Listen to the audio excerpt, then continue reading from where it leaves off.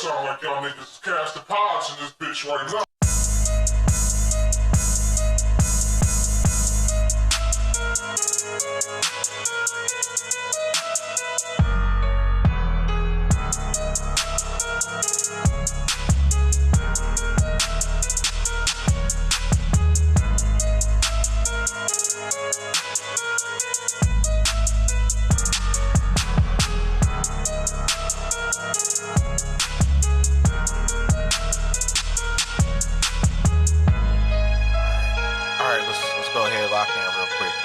Alright. Oh, yeah, we hot. Alright. We hot, man. Alright. Episode 24 of the Stu Lee podcast. 24.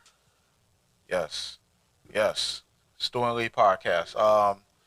Shit, we gotta look up. It was that the Antonio McDyess episode? Did he wear 24 when he was here? I don't think he wore 24 with the Pistons. Oh. Damn, I gotta look. Uniform numbers. I should probably bookmark this page by now. I did, and I don't know what it did. I got it. Tony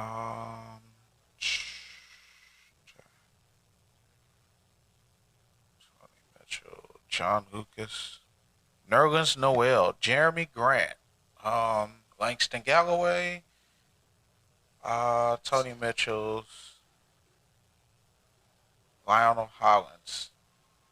Wow, it was some terrible ass. Well, not terrible, but yeah, this is gonna be an off episode, people. Yeah. All right, sorry about that. Stocking Cap Stu. B. Lee here. Yep. Sitting here with Red Zone playing in the background. Please excuse us if we are reacting to shit that we see, because this is potentially money and or bragging rights.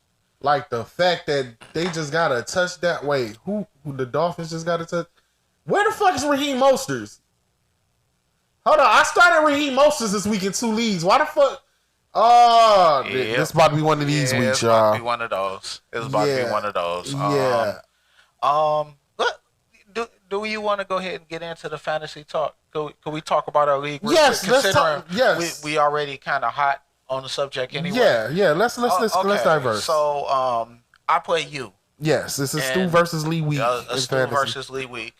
You are currently slated to kick my teeth in. Yeah. I'm going through some injury issues, and I've had a couple bad roster moves.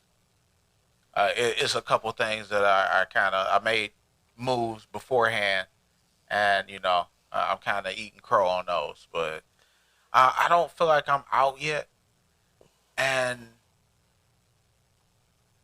I'm still 2-0. I'm still 2-0 so far. So I don't feel like a loss here will set me back too far. I feel like I'm working harder. I'm doing more research than a lot of our competition. So I feel pretty good about where I stand. Worst case scenario, I got a couple pieces I can have a fire sale. Gotcha. Yeah. Worst case scenario, I have a couple pieces I could probably trade down and try and do something on the back end. Okay. Your thoughts, sir? Before I go into my complaints, I'm gonna let you go ahead. So I'm slated to defeat Stu this week. I'm 2-0 and working towards 3-0. I mean, so far with that team, I'm pretty impressed with how results are. I was able to pick up a gem in Puka Nacua from the Rams. You beat me to that. I had you had a higher waiver spot on that one. Yes. Yeah. I was able to get that move, finesse that.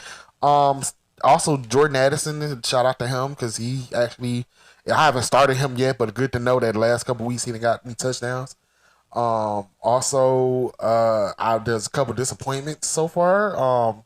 First and foremost, Trevor Lawrence hasn't really kind of lived up to the hype so far, even though I won the first 2 weeks. And then I got Breece Hall and Dalvin Cook, and until that situation kind of figures out, and Jamal Williams let me the fuck down too. Oh yeah. So he went on IR. That was a disappointment. Yeah, and he's injured now. So, but Three of my teams are 2-0. I'm in five. I have 5 teams. Three of my teams are 2-0. One is 1-1, and one is 0-2. But it's okay. I'm not sweating that 0-2 because I feel a comeback coming. Like I feel my team is like, and I've done it before. Last year I had a team that was 0-3. No, I started I think I started 1-3, and I ended the season with the second best record. I was like 9-4 or 10-4. So that's like I ain't sweating that one though. But I do have one in particular now, two that are kind of hurting, but one in particular that's been for a frustrating week because first and foremost, get well soon, Nick Chubb. That was a very, and I watched that game live, so I was, that was a very, very gruesome injury. Hopefully he thankfully it's not as bad as it was looked like it could have been. So he is out for the season. But he'll look like it's a 6 to 8 month recovery time. So get well soon, Nick Chubb. Hope you get better. I had him in 2 leagues. Thankfully, the one league I was able to get Kyron Williams, so that kind of like replaced it. Then the other league, the one league I'm 2-0, but I had Nick Chubb. He get hurt. I also have Najee Harris for the Steelers, who kind of been iffy, and now Jalen Warren all of a sudden is like emerging. Right. So and then I had Alexander Madison, who's been really disappointing the first 2 weeks. Yeah, and I had him in 3. I got him in 3 leagues. Yeah. So and Madison, on top of that, Cam Akers got traded to the Vikings. Yeah. So now I got to deal with that once Cam Akers actually activated. So I gotta hope Madison, so it's like my running backs is in shambles, but I still got one in the chamber that's still, waiting a couple weeks to hopefully, depending on his situation, even though that's a gamble, which is Jonathan Taylor. So I still have him, on the IR. So hopefully he saved my running back committee because like it's frustrating because and the running back position is really difficult. It is very tough to because you have ones that get hurt, then you have ones that's supposed to be good, then you also have the teams that like to have running backs in committees. Oh my God, that is the worst. Yeah. Like it's certain teams that I will not draft. One of them is the Eagles, and I'm an Eagles fan, but I know the Eagles like to have a committee. So you got Gainwell, you got fucking Swift. And then Swift is it right now. Yeah, Swift is it right now though. But Gainwell still in the picture though. Yeah. They kind of was like initially was giving him the starting position, but then he got hurt. So, but even with that, they like to throw in Boston Scott, and then they also got Rashad Penny, which they've been barely playing. So, but you never know. But yeah, like it's fucking frustrating. Like, Speaking of frustrating, can we talk about the guy in our league? We're not going to put his name out there and try to air him out of anything. But this guy has, since the draft, he has not touched his team. Not once. Not changed his lineup, didn't drop or pick up anybody off the waiver wire. He's not responding to trades. Nothing. And he's currently 0-2. But yet, the way his team is stacked, if he actually adjusted his lineup, we will read off his team. Yeah. This is a 12-man. Yes, 12-team league. So 12-man, 12-team league. Yeah, we got to be accepting and non-gender labeling. Yeah. Yeah. Team, 12 team. We do have a female in the league. So. Oh yeah. Shout out to Rare. So Yeah. 12-person. Yeah. 12-person whole point PPR. Yes. This is his team. Dak Prescott. Mind you, I'm reading from top to bottom. So these are all the people that he has activated as of week 3. Dak Prescott. Oh. Hey, fumble. Was that Melvin Gordon? Or was that King Drake? Don't matter. Who the fuck? Don't matter. I had Justice Hill. That nigga hurt. Yeah. That was King and Drake. Oh. Tough break, nigga. There's always football. Okay, continue with reading this team. Dak Prescott. Yeah. Austin Eckler, who is currently hurt. Out. Yes. He has Brian Robinson Jr., who has been on a tear. Yeah. Cooper Kupp, who is currently on IR, should be coming back a couple weeks. Yeah. By week 5. Yep. DK Metcalf at this point is questionable. But he's been doing good too. Yeah, he's been playing well. Cole Kmet. Yeah. He's straight. Yeah. He 11 on points in our league. Christian Watson, who's been hurt, but still is a solid. Solid pick. Yeah.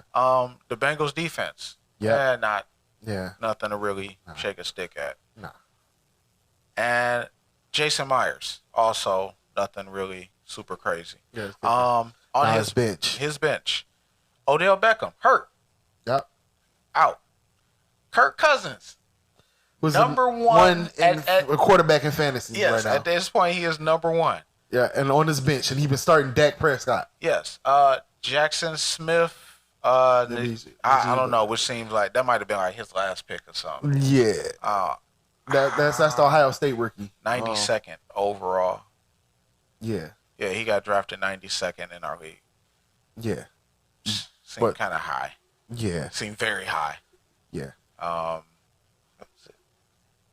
Well, he was one of the top prospects. He was like the number 20th pick in the draft. So. Yeah. I just checked. He like 70% owned. So he's from Ohio State. Yeah. Fuck them, they're the ops. So. Yeah. Matthew Stafford. Yes, who's actually been playing decent too. Yeah, this man has 3 quarterbacks. If you counted, he has Stafford, he has the fucking Dak Prescott, and he has Kirk Cousins. Yep. So it's like motherfuckers on the waiver wire looking for Stafford, and like that's where he drafted. Yeah, that's where he at. Nico Collins, who is one of the hottest waiver wire pickers. He drafted him. Nico Collins. Yes, and that's a. Bro, how many? Wait. Let me finish this shit out. Yeah, because that's not even the hottest. That's not even the hottest waiver wire pickup that he drafted. Right, Devin Singletary, Jake Elliott, number 2 kicker. Yeah, from the Eagles. Yeah, he has 2 kickers. Kyron Williams, who's been top 5 running back so far this season. Yes. Yeah, like he drafted him. Oh my God. So it's like he knew Cam Akers was getting traded. Yeah, like and now the problem is he's 0-2, and he's 0-2 because he did not take Eckler or fucking Cooper Kupp out of his lineup. Yeah, and he didn't start Kirk Cousins. No, and I play him next week. So I've been wanting to he has 2 top 10. How many top 10 players do you think he has on his team, just off the top of your head? Just take a stab at it. 4? 6. 5? God damn. 6. Yeah, 6. He has 4 top 5 players on his team right now. You know it. Bro. And I've been itching to say something to him. 3 of his top 5 players are on the bench right now. I've really been itching to say something to him about it though. Bro, oh my God. But I'm gonna wait till after week 5. After week 4. You gonna wait? I'm gonna wait till after week 4. I play in week 4. I'll let him know week 5. Like after I get that dub, I'll shoot him a text like, "Hey, bro, you need to switch your lineup, man." Oh man. So All right. Yeah. So hopefully he doesn't figure it out. Oh my God. Yeah. Hopefully he figures out later on in the season and he's trying to fight for a playoff spot. Oh my God. So yeah. And then I was trying to talk to the dude and get a trade set up because I need one of the running backs. I need. We don't know what's going on with Jonathan Taylor yet. I still got him on IR, and then Justice Hill hurt, and Gainwell was questionable up until yesterday. Yeah. So, yeah, I really don't have any solid, like comfortable footing as far as running back goes yet. So I was trying to make a deal, and he didn't like that I was gonna send him Calvin Ridley and who else was I about to give up? It was Calvin Ridley and Rashid Shaheed, because he Rashid Shaheed been pretty good for the Saints. Yeah. And he does have that deficiency because he got hurt wide receivers. I got hurt running backs. Yeah. So why not swap it out? I take that roster spot and I don't know, pick up another quarterback because we don't know what's going on with Joe Burrow yet. Right. And he was like, "Oh no, you trying to play me?" I'm like, "Bro, you ain't even using you playing yourself. I'm on the phone with you right now and you haven't even adjusted. You looking at your lineups right now and you're not adjusting them. The fact that he looked at his lineup in order to talk about the trade. And was you really looking at your shit? Like, have you not noticed that Cooper Kupp haven't played a snap so far yet this season? Oh my god! Like, do we not know Eckler out there? Like, oh my god! Come on, dude. Oh, that is sickening, man. Come on. Yeah. So, this episode will be out after week 4. So yeah, this guy's gonna be. Jeez. He's gonna be a pain in our fucking side this whole season. Then later in the season, he get quality wins and shit. When he realizes shit, like it's gonna be the 1 week where it's gonna be somebody hot off the waiver wire. Right when you think you're gonna get him, nope. This guy finally paid attention. Oh my god, so frustrating. Yeah. Yep. Now watch Jake Elliott start averaging like fucking 15 points a week and shit. Something ridiculous. Some crazy shit, man. God damn it, man. Fucking Bengals defense gonna take off and shit. Right. The fucking Bengals defense. Like who the fuck drafted Bengals defense? This nigga didn't win a game all year and still has somehow the best team. You know what's going crazy? His people gonna get healthy and he gonna keep that lineup in and they all gonna start snapping off on us. Yeah. Oh my god. I can see it happening. Oh. That's why I'm trying to get every win. I'm trying to get every win possible. So hopefully he don't figure his lineup by till week 7. Oh my god. If he asks any suggestions, I'm gonna straight motherfucking gaslight and divert his ass. So, yeah, they getting Aaron Rodgers back. Right, yeah. he coming back. You probably set him on the bench. About Kirk Cousins. Kirk Cousins, man, he always go cold in November, December, man. Yeah. I can't stand people like that, dog. Like, for real. Bro. Oh, my goodness. And then I think he only drafted Kirk Cousins because he went to Michigan State. Seriously? Probably. Seriously. Probably. I mean, that would make sense. And so I could tell that a good chunk of his draft was based on draft picks. I mean, numbers and shit. But I come to think about it, he picked up Stafford, Kirk Cousins, and Dak Prescott. Like, he must have thought it was 2019. Yeah. So that's pick. He think he got okay, I got 3 top 10 what you call it. Now realizing the whole landscape didn't change when it comes to the top 10 quarterbacks. Yeah. And that's not the type of quarterbacks that are top 10. He was too busy getting all the fucking running backs.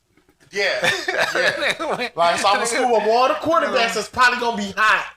Yeah. By the time they play them, and I'm not playing them. So as far as my quarterbacks go, I'm gonna just go with Madden ratings. I got Stafford ain't even good on Madden. Do you know the fuck are my quarterbacks in our league? Fucking Trevor Lawrence and Daniel Jones. Trevor Lawrence and Daniel Jones. So if I'm relying on my quarterback, I'm fucked. Yeah. God, this motherfucker sitting on 3 quarterbacks and shit. I gotta rely on fucking. I know. I'm sitting over here sweating about Joe Burrow and shit. Nice. Oh, I sent him a deal for that too. I sent him a 2-for-1 for Kirk Cousins. Nigga. Yeah, and I think that was 2 of my best players. It was and still not even set. Man, dog, what the fuck? I was willing to give up Stephon Diggs, but I'm not budging on Mike Evans. I'm not budging on Mike Evans. Yeah. That'll probably bite me in the ass because Diggs got the better quarterback. But the Bucks are worse, so they'll be throwing from behind a lot. Yeah. So yeah. Yeah. So yeah, I digress. This dude is terrible, dog. Yes. This dude is he is awful, and he is. And watch, he still make the playoffs. He's on 2 right now, but I guarantee you, watch. He gonna go mark crazy my in the word. second half. He is going to make the playoffs. He is. I'm calling it right now. Watch. I feel bad. I'm gonna point it out. Like once he figure out his team, he's gonna make the playoffs. Man, you know who? It's 2 teams that I'm interested in outside. Well, I'll say outside of my own team. It's 2 teams that I find very compelling. One is that team, and 2 is the guy that got as many Lions players as he could. Many Jared Goff? current and former Lions players. Yeah. At that. Yeah. Yeah. Oh man, yeah. Shout out to him. And I'm in 2 leagues with him. So, and he drafted similar in both of them. So it was like, matter of fact, I was pissed because he had got Jalen Hurts. That's crazy. He 1-1. Yeah. Yeah. So, but yeah, he's 1-1. But yeah, he the one. I think he the one that ended up jumping early and getting St. Brown. He did. As a matter of fact, Jalen Hurts was his first pick. He picked Jalen Hurts as his first pick. So yeah, and I'm flabbergasted on how he got fucking Ford. Like yeah, and oh man, didn't he get smacked last week? So his waiver spot might have been crazy high. Probably, but I know I put in on Ford. I put in on Ford. Who was the only person? He picked up Justin Tucker early too. Yeah, he picked up. Yeah, that was his 61st pick. That was very early. Yeah. So that was like round 6. He picked them up. So yeah. So yeah. So about to be interesting, and that is our current status in fantasy. Stay tuned for a lot more rants and frustrations. updates. Yeah, my hair is gonna be more gray by November. Oh man! So I already feel it. So I'm gloating about some teams, but it's gonna get more frustrating. The injuries and shit. And, speaking of it, I think Keenan Allen just fucking fumbled. Yeah. Oh, buddy. Yeah. Go ahead and watch that replay.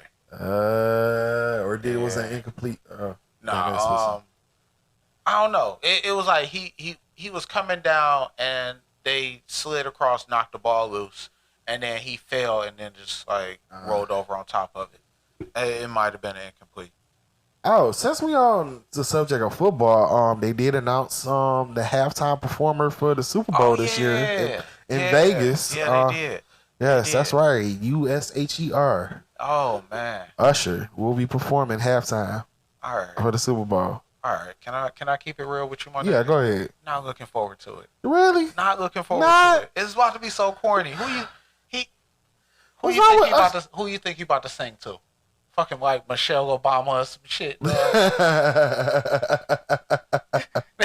Michelle Obama, they're gonna be constantly cutting back to Barack, trying to get him looking stupid. Oh man, they gotta find some celebrities as willing, when females is willing to be serenaded to. So. Oh my god, yeah. But I mean, the catalog about to be fired. Oh yeah, the catalog, the performance is about to be fired. I just think that at some point they're gonna make that cornball ass reference. You know how it is, man. Yeah. Mainstream is always late to the fun shit.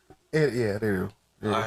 But I'm happy for Usher. I ain't gonna lie. Usher is one of my favorite R&B artists. So growing up, especially I'm excited to see what he can do at halftime. I think he gonna put on the show, and it's fitting because he doing the residencies in Vegas. Yeah, which has been selling out. So it's about to be. No, it's gonna be. I think it's gonna be a crazy show. He gotta have Lil Jon and Ludacris. That's mandatory. He gotta have Lil Jon Ludacris. They gotta do All right, can I keep it real? Yeah. He better not sing the Zazie Beats, dog. That's what I'm worried about. You scared it's gonna be her? Oh man, that's where it draw the line. Over here with that Jordan Peele sweat, dog. This I'm nigga, like, it'll never happen for me, dog.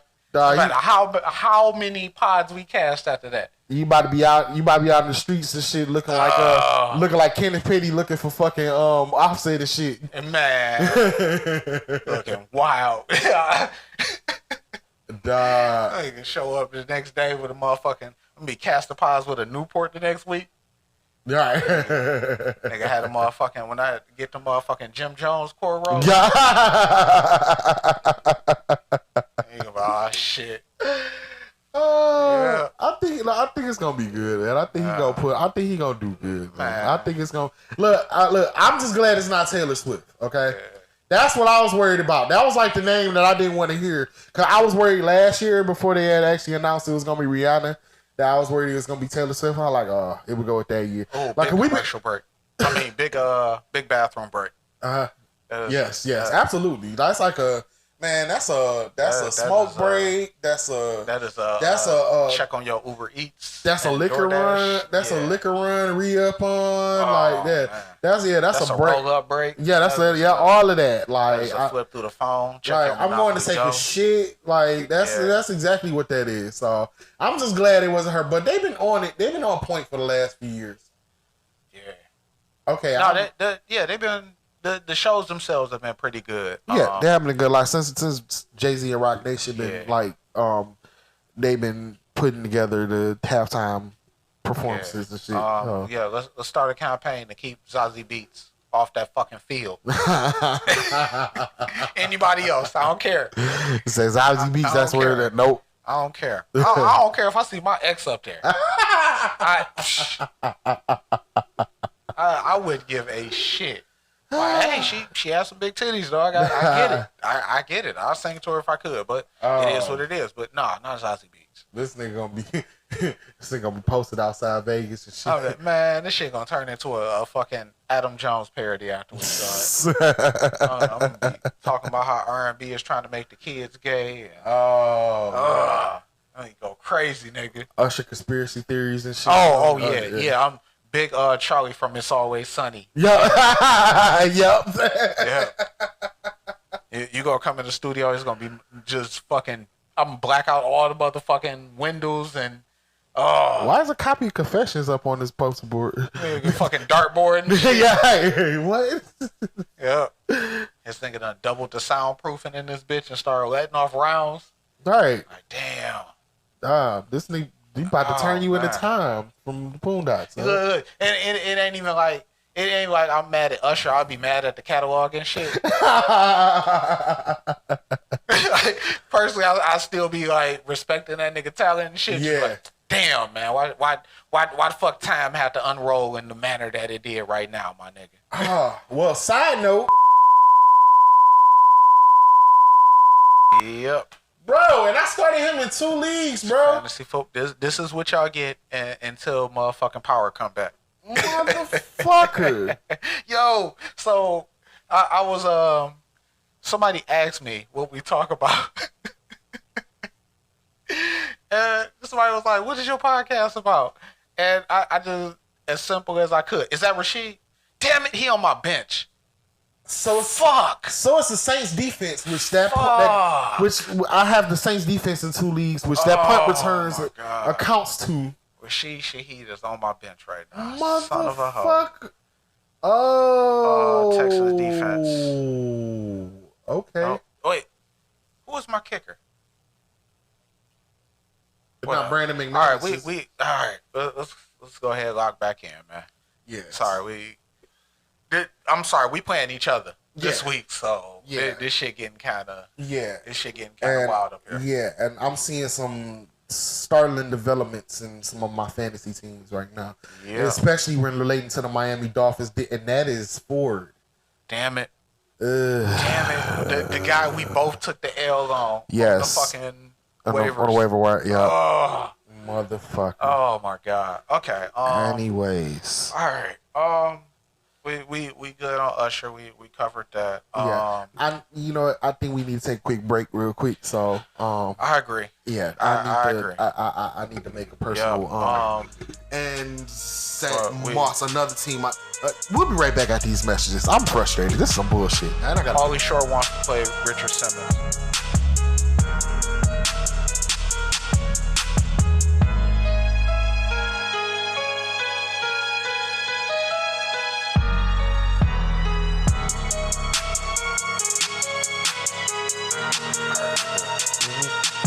Alright, this week there were a bunch of WWE releases. Well, before we start, I propose we change our name from the Black Wrestling Coalition to the Black Wrestling Alliance. BWA. Yeah. It sound better. Okay, cool. Alright. So, what were these? Oh yes. Okay. So, first and foremost, as you know, the WWE completed a merger with. We had mentioned that last week. WWE completed a merger with TKO. They started off. Well, they merged with UFC and now under called TKO. So it started off. Last week was Friday. They were making cuts, of course, because when companies merge, there's a lot of people that had the same position. Jobs get redundant. And they got to cut costs and everything, so they got to release people. So they started off with, of course, front office and long time executives and things like that. But we didn't know how long before it was actually going to get to talent. But a week later, unfortunately, it got to that. And I ain't gonna lie, like, some of these, even though some people have been used, some haven't. But at the end of the day, there's some very notable long-time names. So, starting off with Dolph Ziggler. That was, like, probably one of the most shocking ones that, like, Dolph Ziggler, like, he has been... Yeah, you would think he was... He been around for a long time, and he's put up with some.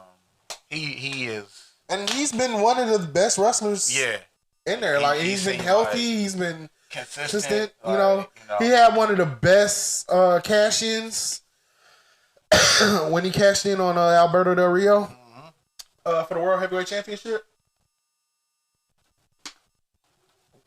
Hell, even last year he was NXT champion. Yep. So. That was a surprising one. Yo, can I be real quick before you go on to the next name? Okay. I wasn't a fan of Dolph Ziggler at first. Really? Well, initially I wasn't, but I seen how much he can go. Yeah, like eventually, once his character started to evolve. And shit, like he came off too much like a Billy Gunn to me, and it felt kind of. He did initially, yeah. I agree. It felt kind of corny, and then he actually started to show his chops. Yeah, and it was like, oh, okay, well, at that point, I respect the dude for what he is, for what he doing. Also, he had one of the oddest but factions, but it worked with him, AJ Lee, and Big E. Yeah. So yeah. But it was enough. Hey, Big E got a lot of shine. Them times that was his heel days. So, next we have.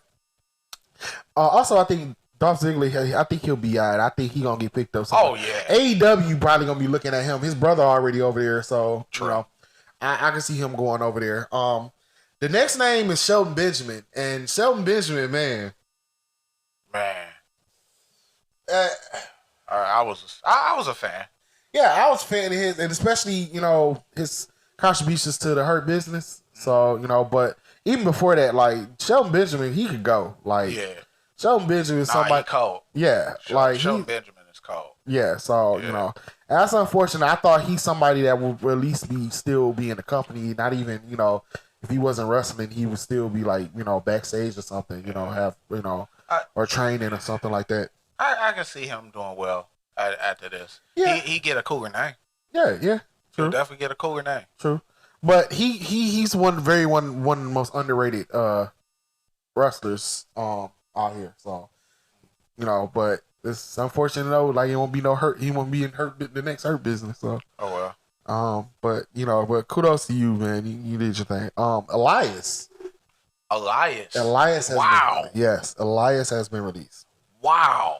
Yeah. Oh, oh my goodness. I can see him at AEW.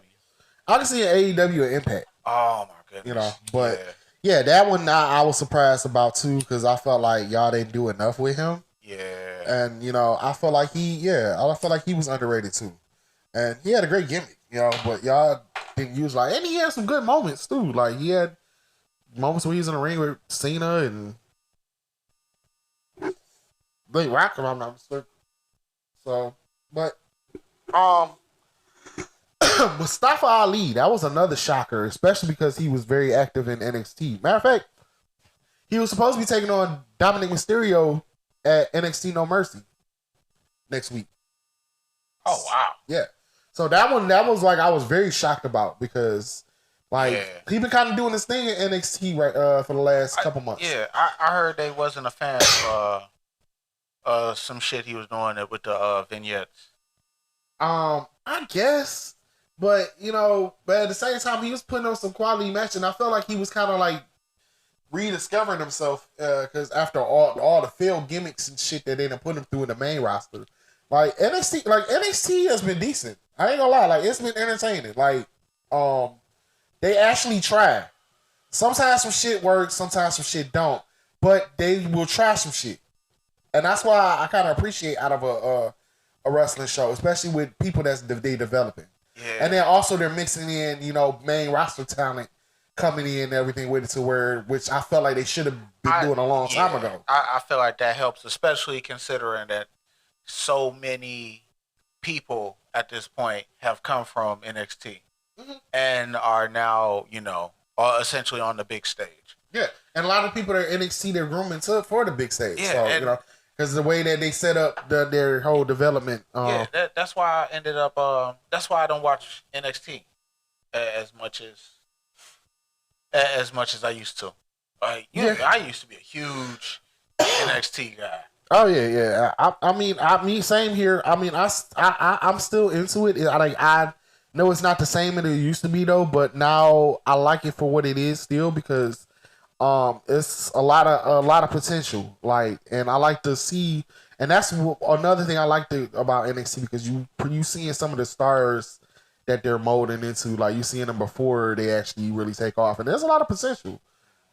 It's a few Carmelo Hayes is another one. I think when he comes up, he's gonna be a real because he's real talented. So they got a lot of good things on. So, but I was surprised about Mustafa Ali, especially because how active he was. So another one which are a couple Emma and Riddick Moss, who they have been really underutilized a lot, so they didn't get a whole lot of So and Riddick Moss been I remember Riddick Moss back in the NXT when NXT was hot. Yeah. So he was that one. Also Aaliyah, who they didn't use a lot, but she was in NXT forever though. Oh yeah. So Top Dollar, who's been a very controversial figure in WWE, so because he's very outspoken and also, and also he was getting a lot of hate from Michael Cole. Yeah. But I was surprised. Well, I wasn't surprised, but at the same time, for somebody that he actually brought back and tried to give a second opportunity and everything, though. But I feel like because he was doing I respect his game because he was trying to really make a name for himself, even though WWE wasn't pushing him. Yeah. He was trying to push himself. He was doing freestyles and shit like that against his opponents. Shit that they didn't use for their websites or nothing. He decided to do on his own. So, but he said a lot of shit. So I figured he'd be one of the names that they would release. But I mean that's it for Hit Row at this point. What's the point of bringing Hit Row back? But Rick Boogs is another name who they haven't been using a lot since he had came back from injury. Who's gonna play Shinsuke's? I know, man. Who's gonna do the guitar? I know. No, I thought that every time Shinsuke came out, it was Rick Boogs in the back. No, it wasn't. With the, no, it wasn't. damn. So I hate to break it to you. Oh man. Also, Mason Mansoor were released. Who they were using for as the No, you got to get that nigga the terrible name. You ain't Mansoir. Masay and Mansoir. Masay and Mansoir. No, Mason Mansoor. I'm gonna say that. No, fuck that. That's what they started off with. Also, Mace was a terrible name. That whole retribution shit was terrible. I'll never forgive them what they did to me and Young and Dijak. Retribution was probably what.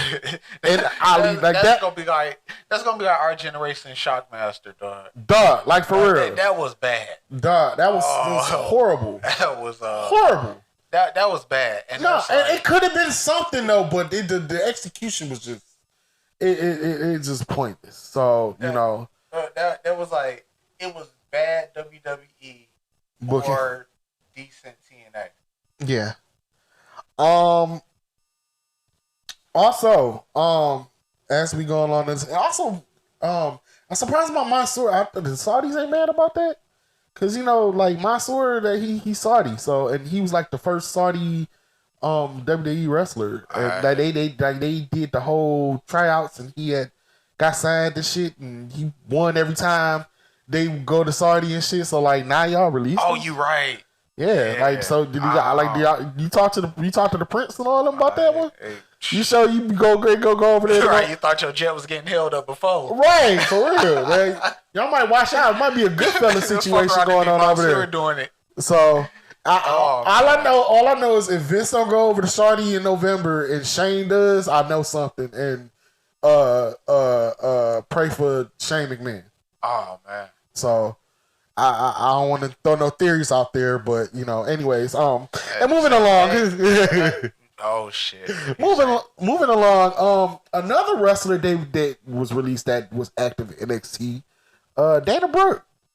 Dana Brooke was released. Wow. Yeah, and Dana Brooke, I feel bad for Dana Brooke because they be doing Dana Brooke for so long. They never gave her a chance. Okay. And I like Dana Brooke though, but you know, they it was like anytime you know she came out. Anyways, all right, so yeah, Dana Brooke, which she was in NXT doing her thing, so I was surprised about that.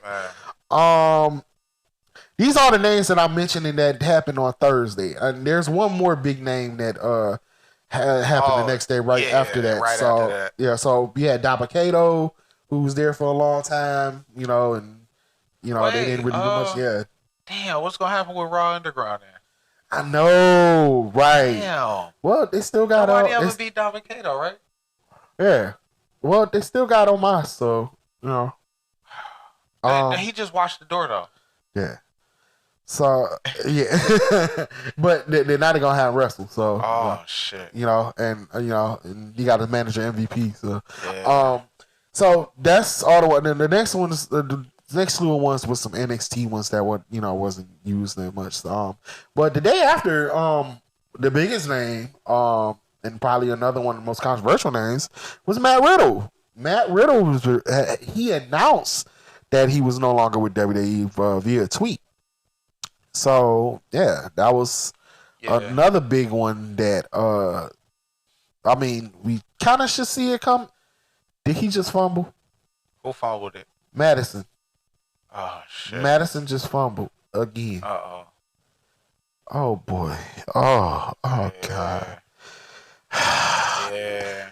Anyways, Matt Riddle has been released for WWE, and I like Matt Riddle, but Matt Riddle wasn't, you know, I guess from outside of wrestling. It's 32 again. It's Gilman again. He got another one. Charger defense go crazy. Well, Madison is gonna be out of my lineup. Anyways, yeah. So Matt Riddle. I'm I'm kind of cloudy on the story that happened with that. Apparently he claimed that he was sexually assaulted Yeah. by TSA. yeah, And then he took it down, and I guess they did an investigation. But I think it wasn't only that; it was a lot. He was suspended. Oh allegedly no. You said for what? It was like he was suspended for substance abuse. Also, Oh yeah, yeah. It was a lot of things. It was an abundance of things. With Matt He Riddle. talked. He called out Goldberg. He called out Brock Lesnar. Yeah. So and also I'm not surprised. Yes, I have a Mark Cooper. Sorry. Oh. Yeah, okay. But he got they heard a whistle. Yeah. All right. So. Anyways, yeah. Matt Riddle. Yeah. And now on top of that, also I shouldn't be surprised, especially since him being a former UFC fighter, and Dana White wasn't a fan of Matt Riddle himself. So I've seen I've seen some clips where he just went off on Matt Riddle before. So because Matt Riddle was formerly in UFC, but he he failed a drug test. He kept failing his drug test because he tested positive for weed because he smokes weed, and also he made a statement that somebody asked him why he smoked weed. He said he smoked weed so he wouldn't beat his wife and children. Wow. Yeah. Wow, I had no clue about that. Yeah. That was also part of the rant when I seen Dana White. This was from like years ago. I think. Wow. I didn't know that. Yeah, I didn't know that until this week. So shit. Yeah, it's amazing what Twitter bring to light after somebody something happening. Dog. So Matt Riddle, and then also on top of that, he of course he had a divorce situation. This is kids, he had got divorced from his wife, and I guess he don't see his kids so much. Yikes. I remember Seth threw a shot at him a few months ago on goodness. So. And then also there was a whole him and Seth Rollins thing. They had he said shit about Seth Rollins, and they had words and shit. So Matt Riddle was rubbing a lot of people the wrong way. Yeah. But he had the RK Bro thing going and everything. And he was kind of initially positioned to kind of come up in the up the ladder in the WWE roster. But those were the names. I'm hoping that it's not more. Yeah. Cause like anytime they came in the button, there's some devastating ones. Yeah. Some ones that I still wasn't, ain't recovered from, even though some were brought back, you know. But it was a lot with that though. But yeah, so also in wrestling news, SmackDown, it will no longer be on Fox after September of 2024. Their contract is up. And so SmackDown will be moving to USA. But however, now being that their SmackDown is being acquired by USA, they're saying that they're going to let Monday Night Raw and NXT go.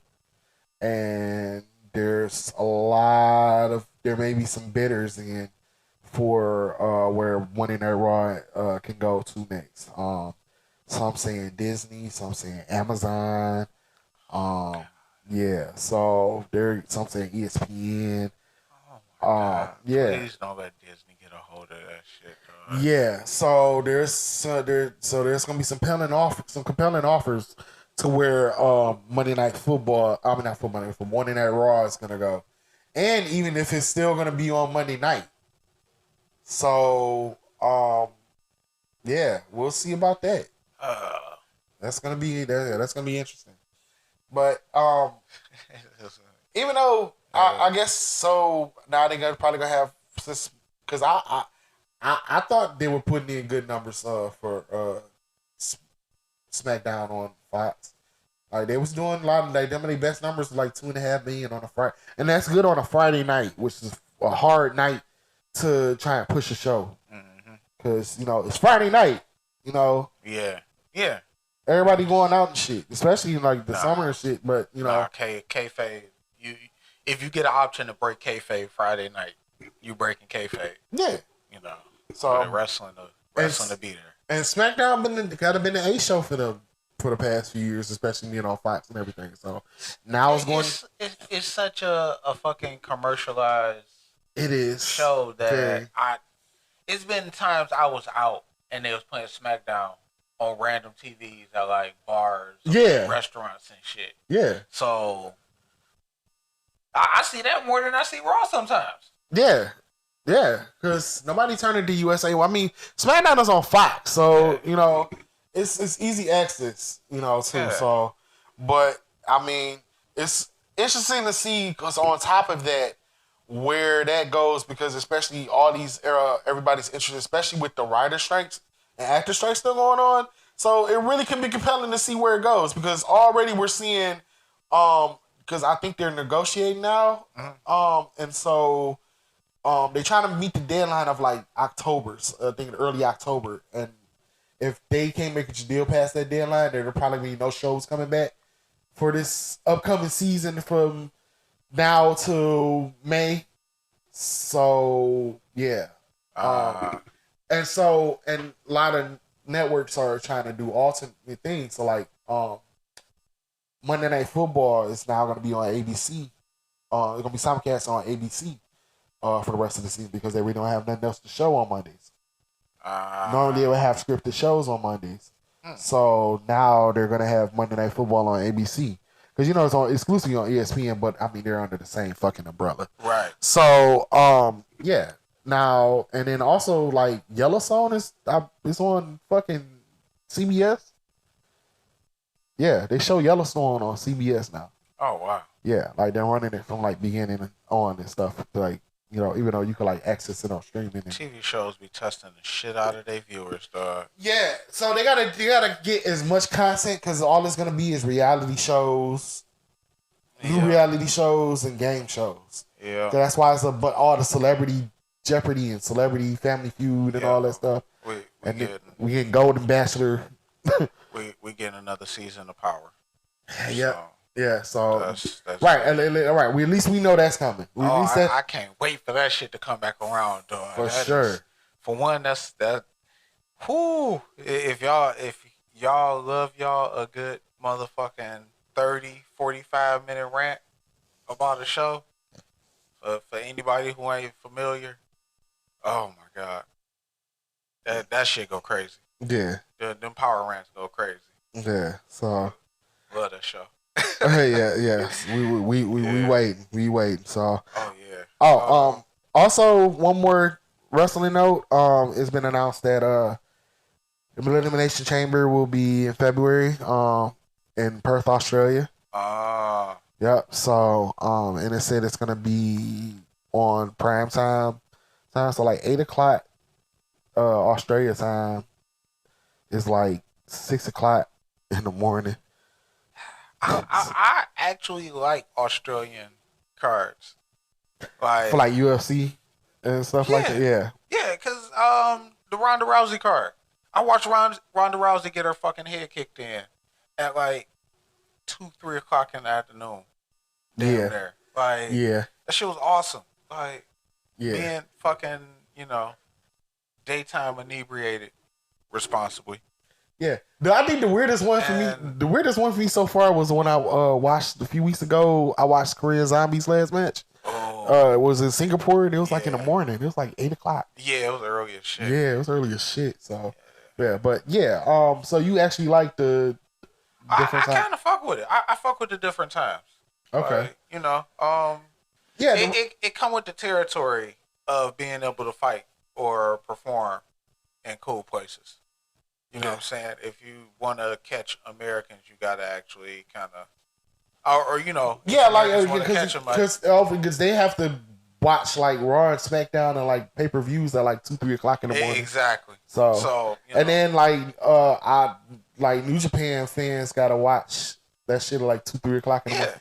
I had to watch Wrestle Kingdom at like 2-3 o'clock in the morning. I took a nap before I watched that shit too. Oh yeah. Yeah. So I've fallen asleep watching so much motherfucking New Japan. Oh my goodness. So I would get up early for that. Like I like they did Money in the Bank at like 3:00 in the afternoon. I was up for that. And then when they do the Saudi shows, it's like 12:00, like 1:00 in the afternoon. Shit. What was that? Rising. I was watching Rising at like 3-4 o'clock in the morning. Like that shit. That shit. I don't think that shit ended till like 5 in the morning, dog. Damn. Yeah, it was a very weird time, and it's I like professional fighting.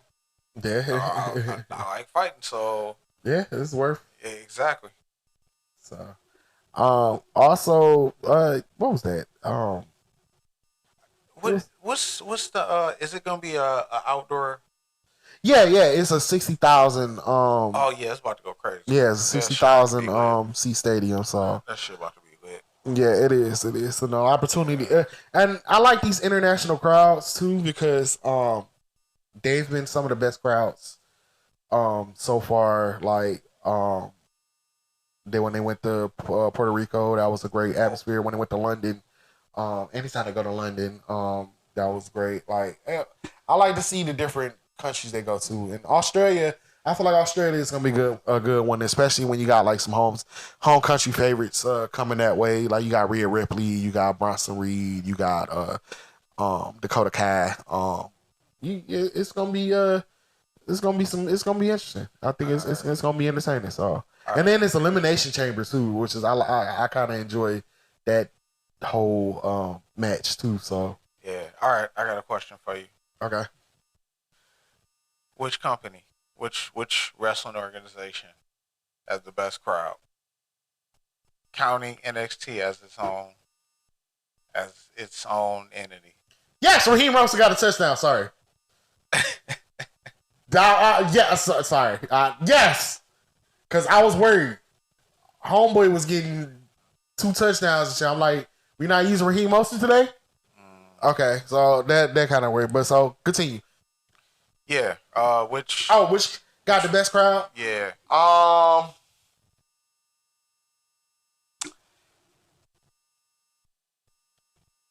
Okay. AEW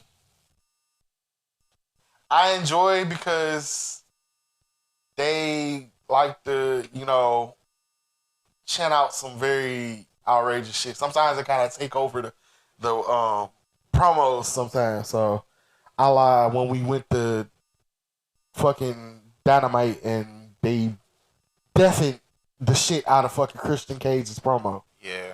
So yeah. Like I like the WWE crowd. I like the international WWE crowds. And I agree.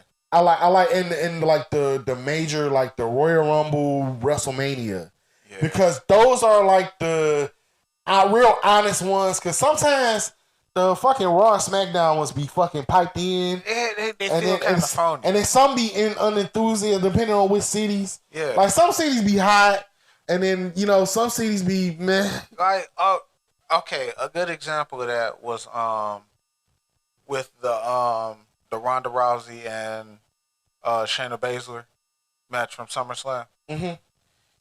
I don't think that environment, when I was watching that shit back, I don't think they really conveyed how much of a drag that fucking match was. Like we were there. Yeah. And people were walking away in droves, like before the match even started. Like there was no reaction.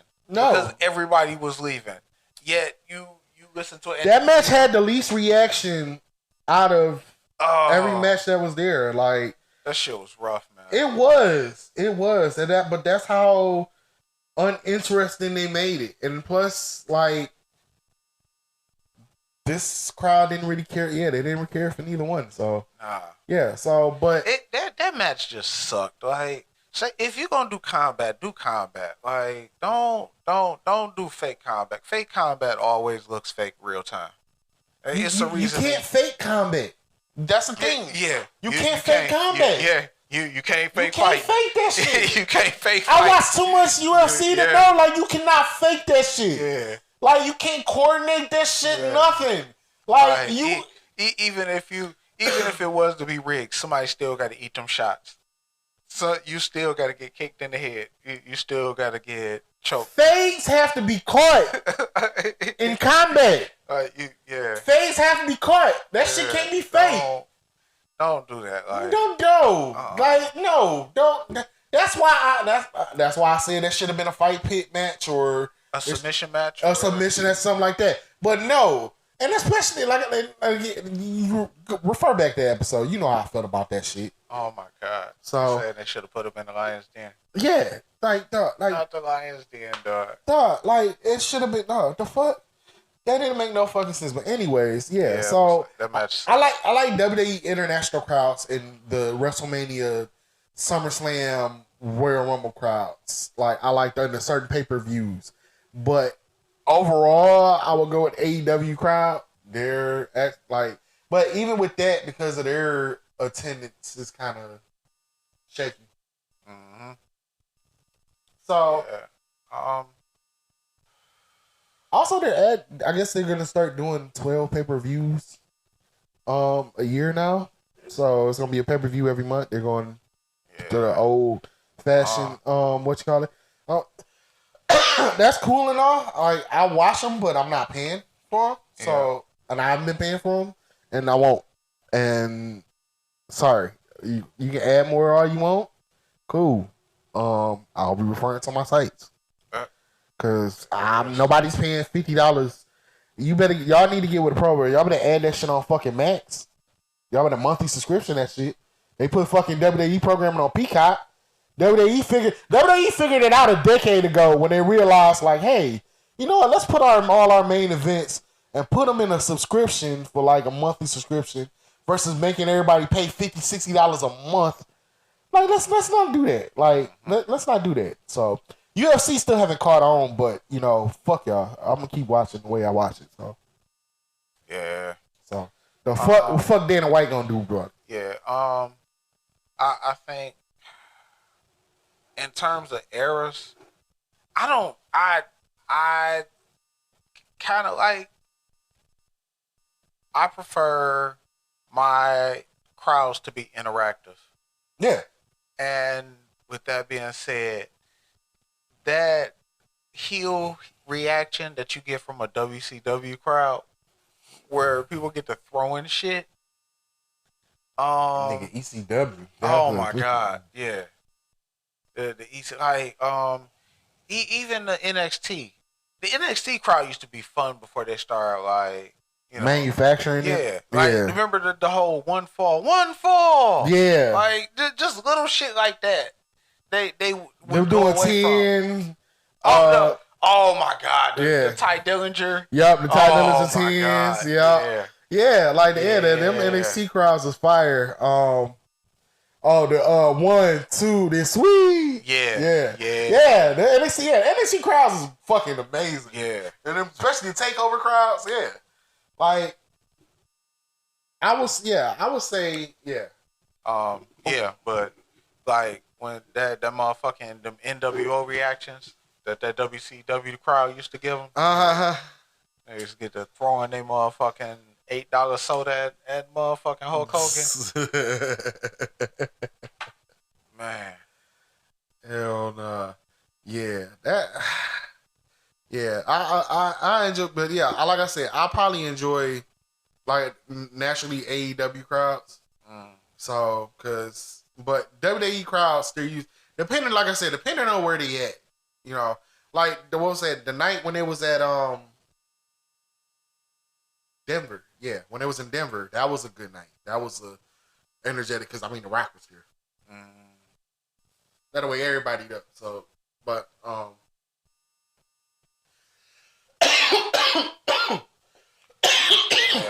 All right. All right. Sorry, my partner's about to pass out. Go ahead, transition. Hey, man. Pauly Shore wants to be Richard Simmons. No. Why? I'd say yes. He tweeted out that he wants to play Richard Simmons, and he's been trying to, At least he's been in touch with him. Is it gonna be like serious? Like, is it gonna be like a serious biopic, or it's supposed to be like funny? I would think something serious because Richard Simmons ain't no terrible person, and aside from his eccentric personality, like, But Pauly Shore ain't no serious actor. this might be it. This might be his Heath Ledger moment, dog. yo, can we get Pauly Shore stuck in character as motherfucking Richard Simmons? He's stuck in character. He started method acting and shit. He getting all his friends to lose weight and shit, and he like First of all, and crying and shit and holding their hand. First of all, I can't take a former MTV VJ turned actor serious. No offense, Lala. Second, she might be the best one. Yeah, she is the best one. Damn. I ain't gonna lie. Yeah. So. Wow. Big ups to Lala. So. Then Bill Bellamy after that. Yeah. Anyways, like I was saying, so second, I can't take him serious after I seen him in films such as Biodome, Encino Man, and Class Act. Yeah, let's not forget he was in Class Act. He was in Class Act. Yeah. No, I think this would be a good fit, man. I feel like this would be he could definitely pull off the look. Yeah, I mean it's probably good for a Roku original. I mean, that's rough. Hey, that's rough. It's gonna be on streaming for sure. Man, this might be a Roku original, or I don't know, a Pluto original, or freebie. Look, man. Eventually, they gonna get motherfucking Tom Hanks to play Mr. Rogers. Why can't Pauly Shore play Richard Simmons in a series like? Wait, didn't Tom Hanks did play Mr. Rogers? No. Said, did he? Yeah, didn't he? I don't think he did. Wasn't there Mr. Rogers biopic? Yeah. They just ain't did it with Tom Hanks yet.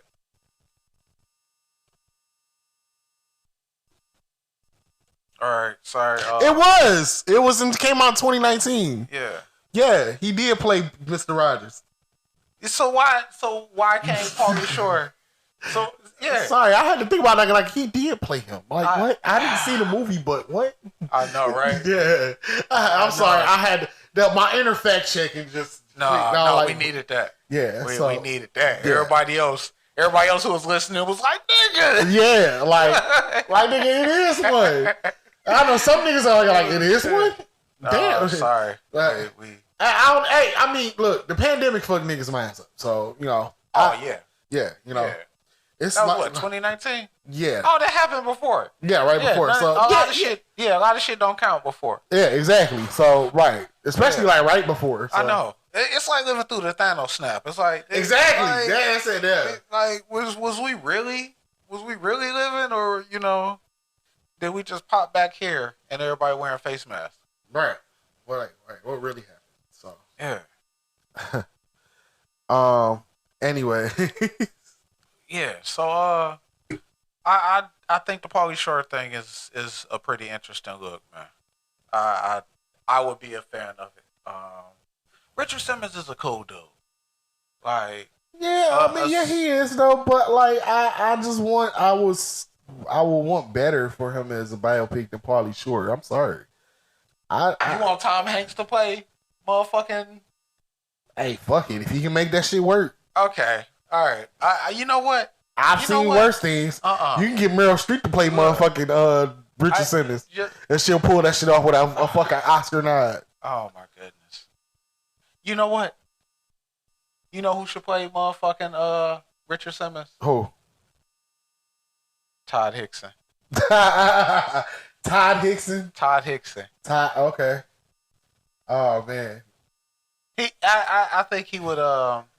His delivery is different though.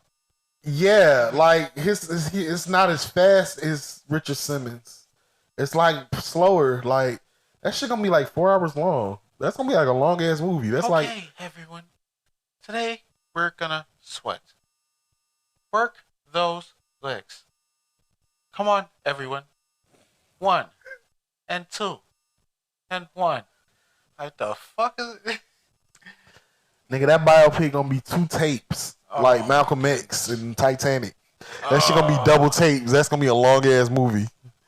Just his delivery alone. Like, man, they make double tape. They make double tapes. No, he actually be doing the workout shit. Like, it's just his delivery is so fucking slow and dry. Meanwhile, he just like, actually doing some serious shit. Yeah. Todd Hickson cut, man. He's short, but he pretty diesel. Okay. Yeah. Okay. If you say so. I know. He got that Tory Lanez gene, man. He's short and he angry. All right. Yeah. So he might surprise me. I might have to give him a chance. Yeah. So we'll see about that. Oh yeah. Yeah, definitely. Wow. Oh man. Oh my God. Yeah. Oh. So you're not a fan of that. You're not a fan of. I'm not a fan of Pauly Shore playing Richard Simmons. You would rather have Tom Hanks or fucking. I'm not a fan of Pauly Shore. Period. Sure. Joaquin Phoenix to. Hey, and he'll get an Oscar nominee for that too. My goodness. It's a motherfucker. Look, Joaquin Phoenix with a perm dog. Hey, Joaquin Phoenix, he one of them comedian type motherfuckers too. They get motherfucking Jeffrey Wright to play motherfucking Richard Simmons. Yeah, I know. They can do better than Pauly Shore. They can do better than Pauly Shore. I'm sorry, they can do. Nah, I'm sorry. It's just I'm sorry. You can't change my image. I grew up on fucking watching Pauly Shore movies and shit, like fucking Jury Duty. The only reason why I watched Jury Duty was because Tia Carrere was in it, and that was one of my mama crushes. Tia Carrere fine as fuck. Yeah. And moving along. Shout out to Tia Carrere. Yeah. You know that I watched the challenge, right? Yeah. So I know that you are familiar with a couple of the OG names on that. Yeah. So Wes from the Real World. Yup. He had his last match or his last show. Damn, he calling the quits. Yeah, he been he had a good run. He's won a couple. From what's been reported, he's fairly successful outside of the show. Yeah. So financially he in a good place. He just had a kid. Okay. So, more power to him. Yeah. So the way that shit went down was kind of funny because at first he got thrown into elimination a couple weeks ago, and everybody was treating it as if he was actually like out of there. And it turns out he won by a landslide and shit. Yeah. It was just stupid ass dramatic, and people really milking the moment. So this time he ends up getting thrown into elimination, and it was, I wouldn't say it was a blindside, but it felt like it came out of nowhere with him getting called out. Damn. And they were, after the competition, he ends up losing. He had a weird strategy. It would take too long to explain why he got eliminated, because I would have explained how the game worked and everything. But afterwards, he was talking to Bananas and a couple other people, and he was like, he's like, who is it? He's like, he's trying to count the votes in his head. He was like, who was the extra vote? And then this guy named Josh was like, it was me. Now, I know you don't know Josh, but he's not good at this game. His strongest feature is the political game. Okay. Like, he knows a lot of people. He's been on the show a bunch of times, so he's friends with people, and they kind of save him until it's time to kick somebody off the boat. That's an easy kick. So he's one of those type of players. Okay. Bro, if this nigga don't turn into motherfucking Nino Brown holding the pistol, tears in his eyes, dog. This nigga cried like the end of Fresh. Oh hell, Bro, no. we're just motherfucking. Oh wow. I just big ass. I'm on my way home with a 1.5 GPA report card. Tears. Like, my nigga. My nigga. Like, and it's weird because he's had this weird. He feels like he's more of a ally / rival, more of a contemporary than he actually is. He thinks he's more of a peer to West than was actually the case, and that's what makes it funny. Cause he's actually like super upset that he was the vote that ended up getting West sent home. When I think in West's mind he knew it was like, I'm gonna go as hard as I can until I get put out anyway, and then it's gonna be a wrap either way. Because like I say, he life is good. Yeah. So it was very funny that this guy who means nothing to the big scheme of how things are unfolding is sitting here crying, and it really reality TV, man. Reality TV. Can we go into another show that I just got back into that is one of my guilty pleasures? Okay. Love is Blind. Oh shit. Oh yeah, I remember. Yeah. Love is Blind. You did talk about that. It is more of a mind fuck. It is a mind fuck with legal ramifications attached to it, dog. It might as well be a probation reality show. Oh my god. Like, okay, so have you ever seen it? No, I haven't. Okay. So the concept is 15 guys, 15 girls. They all have these different pods that they speed date through, but they can't see each other.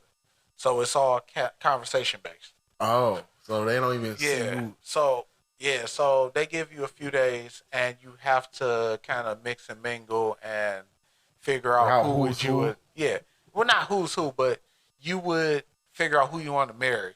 Like, yeah, they go the whole fucking route. Yeah, I know. It's like proposing to the chick that's checking your motherfucking Coney order.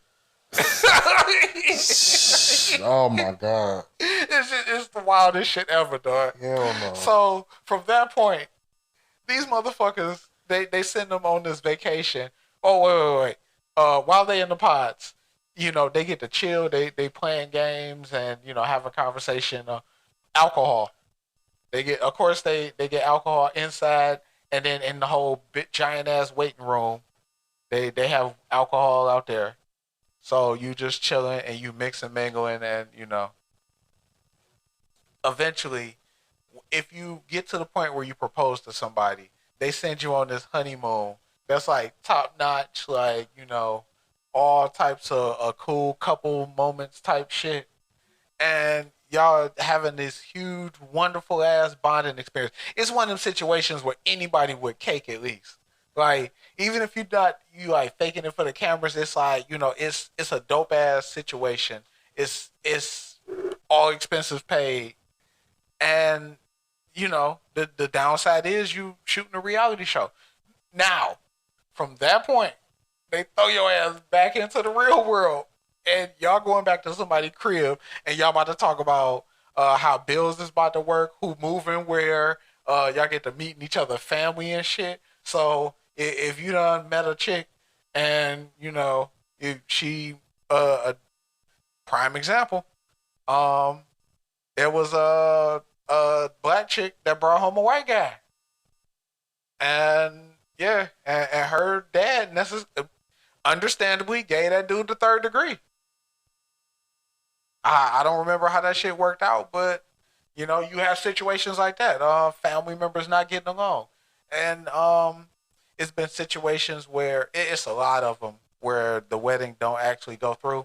They go through the whole, they get up to the ceremony, and then it's been situations where one chick, she like went off on the dude and was like, I find you annoying and you belittle me, and like, my mama is out here. We could have talked about this shit in the back. there was a situation where the chick's family was about to jump the groom. You gotta see Lee's face right now. This shit, I'm telling you, this show is fucked up. And this show is, bro. This sound like some white Zeus Network type of shit, bro. No, they show you the world. They have you, and it's also a kicker. And I'm gonna call Netflix out on this because they say love is blind, quote unquote. Yet you walking with at least something attractive looking. There ain't no dubs on that show. Ain't no less than 50% approval ratings on that show.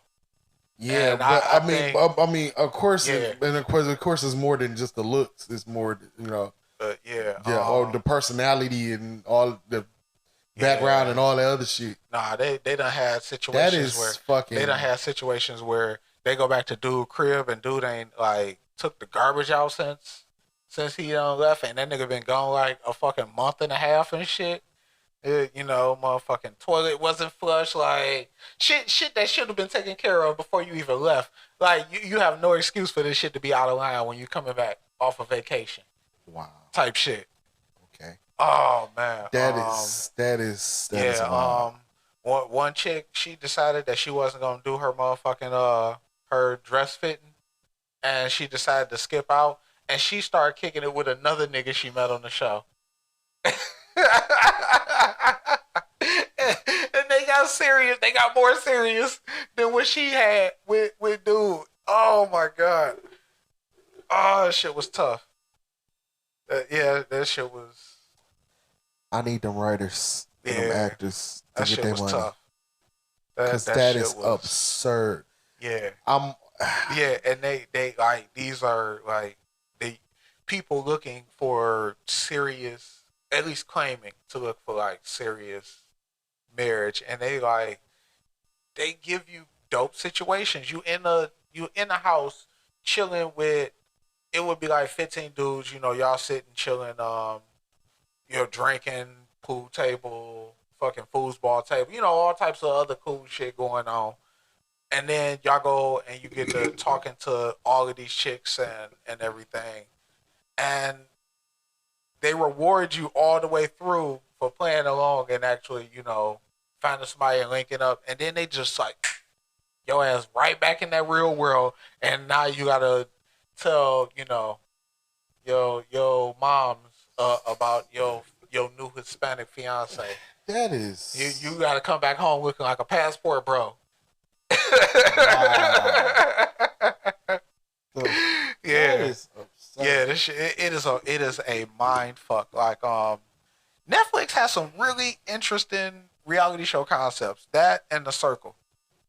Yeah, I heard about The Circle. The Circle is pretty trippy, but that is playing with niggas' lives. Netflix. Yeah, I'm like playing with niggas' lives. I'm telling you, God. To the moment somebody, Oh my God.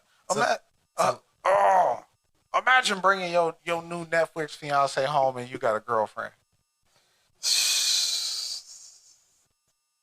That is fucking. Oh my God. Yeah. But I thought of ways that you could spice that show up even further. So when they interview and they talk to everybody is like a fucking lawyer or engineer or a rocket scientist or some actual concrete ass career.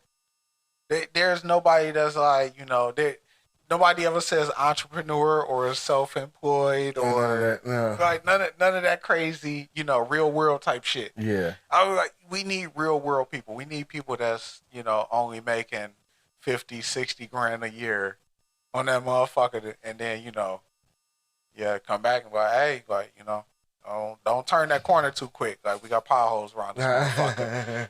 All right, your insurance rate, your fucking car insurance is gonna go up. Just so you know.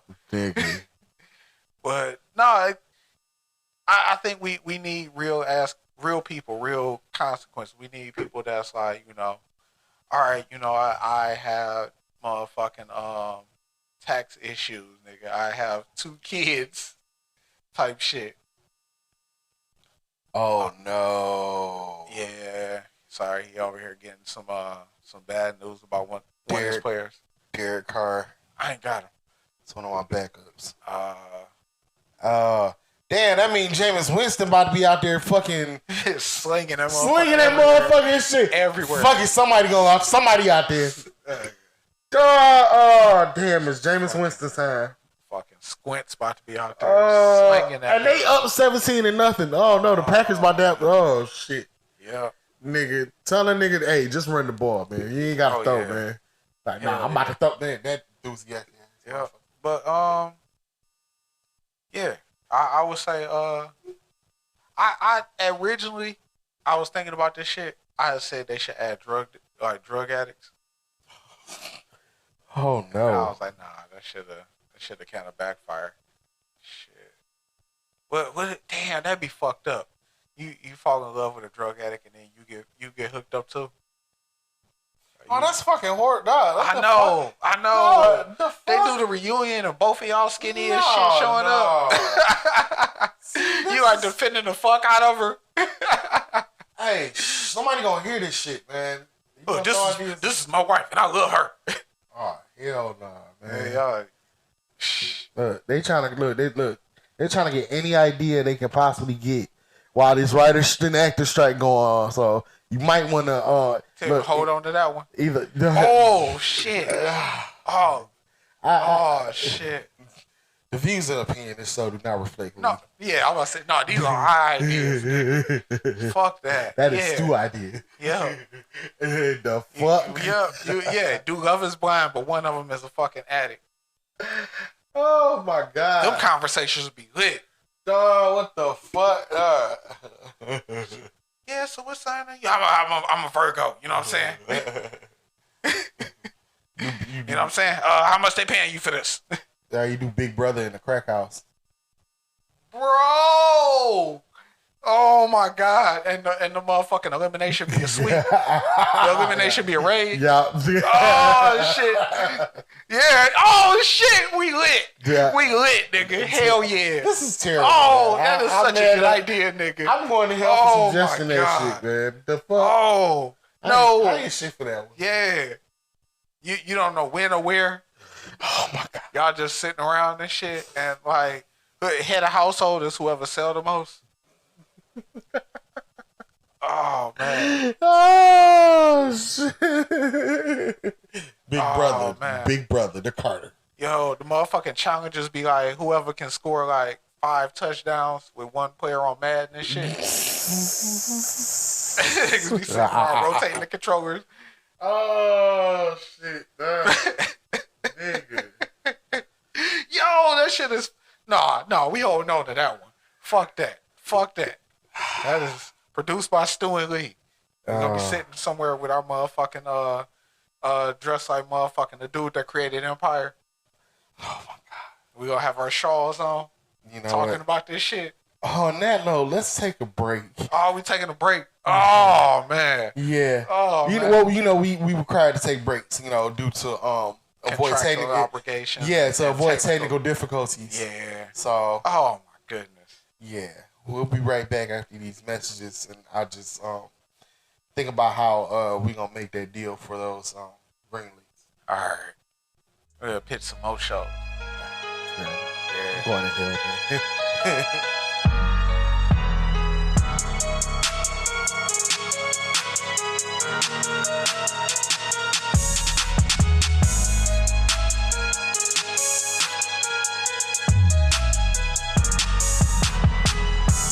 Next topic, god damn it. Yeah.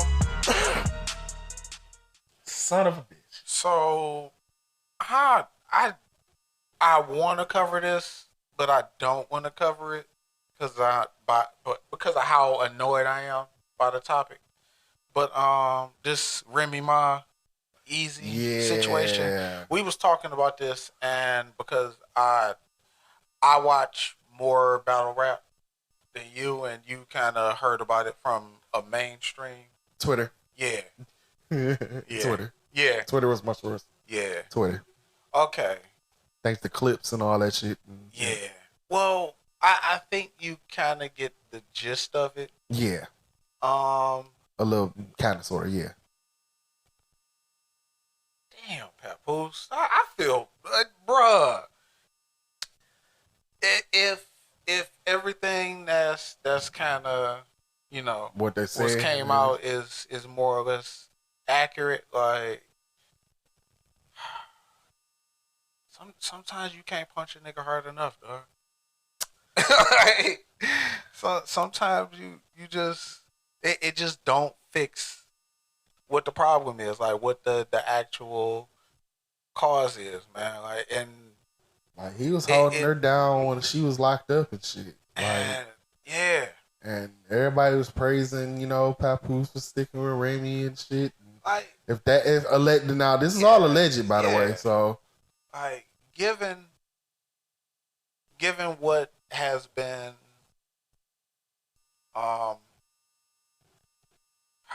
given it's two sides to the story, and I don't want to just blindly take anybody's side on some shit. Before we start calling her Tasha St. Patrick. Yeah, but I don't. It's weird because I think I know Easy a little. I'm more familiar with Easy than you are. Yeah. The other guy in question, and he doesn't really seem to grasp like I'm trying to find the best way to put it, but he doesn't really have the awareness of certain moves that he makes or certain things that he say and what happens afterwards. So for him to end up in this situation, it's like I don't know if he's did you hear about the whole tell all?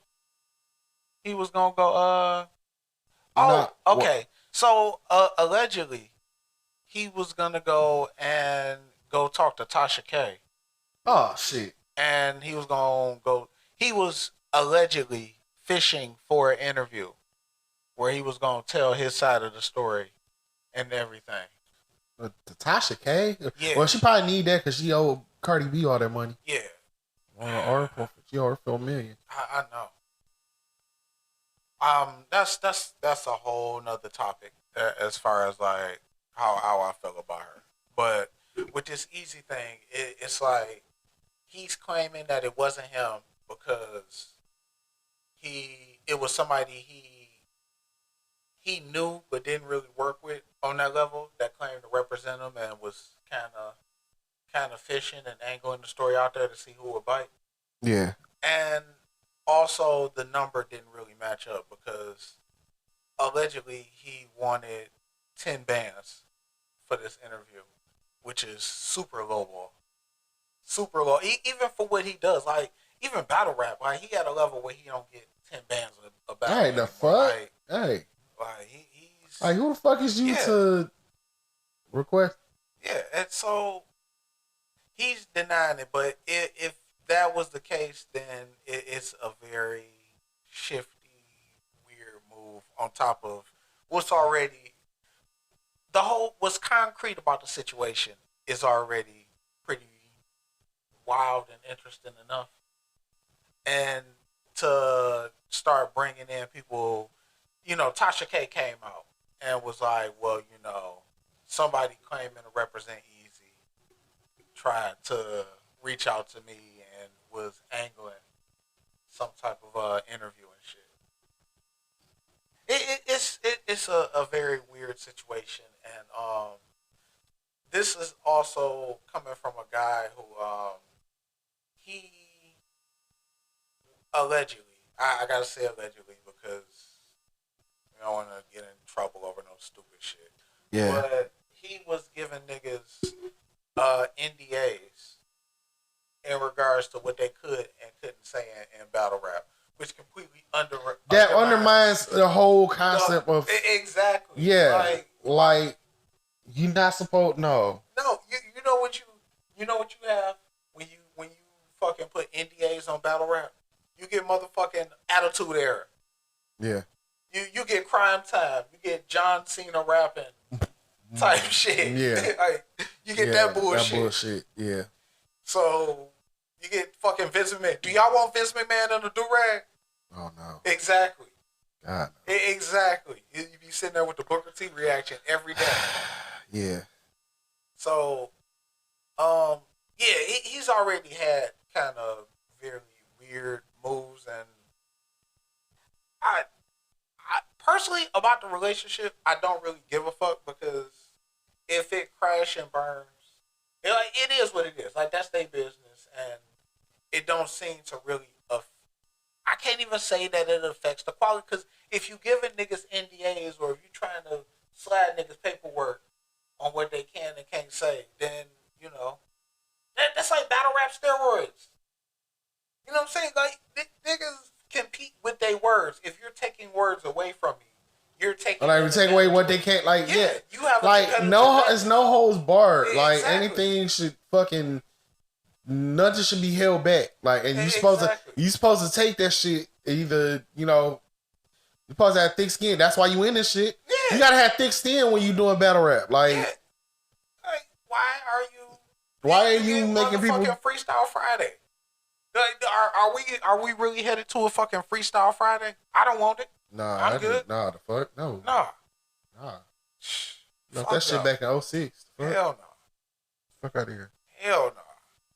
So I don't know. I mean, so after the event, hearing like the guy Geechee Gotti, the guy he was battling that kind of brought all this shit really to the light, like the way he I seen that. Yeah, like it's weird because he's had a couple other battles that kind of raised attention in the battle rap community. Mm-hmm.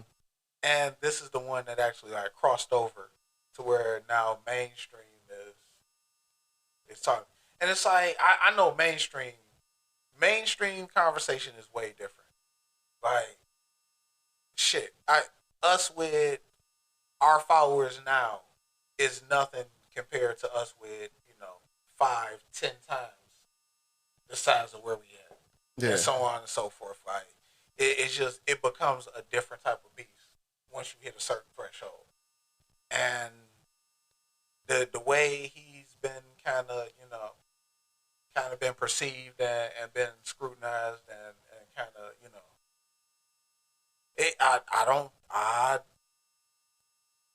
I'm worried about how he actually responds or handles this shit.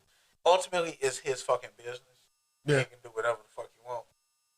But it's just like I be worried about when battle rappers have mainstream situations going on like that. You know what I'm saying? Like it's getting to a point where even for what it is now, battle rap is starting to become more of a business than it is an art form. It's not just a bunch of people on the corner, circling up, letting two niggas get their, letting two niggas, spit and try to fuck each other up. It's two niggas on a stage with entourages and celebrity appearances, and they making comfortable five figures a battle type shit. Like these are sponsored, they pay-per-view type setups. Like it's a different type of beast, and a lot of them are falling into the trap of I'm not paying attention to the fact that this is a business versus just a street agreement. You know what I'm saying? They're not reading contracts. They're not honoring contracts.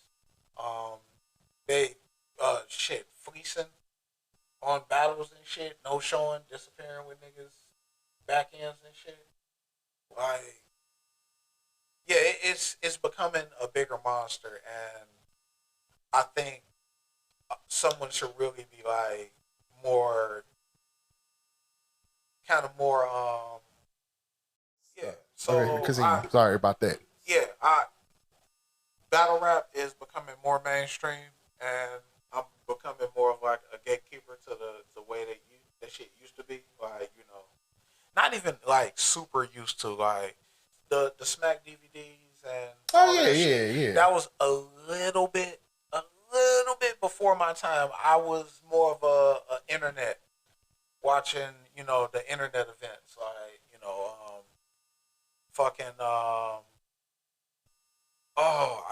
old URL and Oh fucking yeah, King yeah. of the Dot and UW when UW was doing shit, Spit That Heat, and, a lot of those. And URL is becoming such a bigger thing that it's starting to really help in crossing over into like the mainstream and shit. Now you have like shit, Drake sponsored an event. Yeah, yeah, yeah. Yeah. I remember. Yeah. Wow. Yeah. So Wow. yeah. I don't know, man. We might have to cut the screen off next time.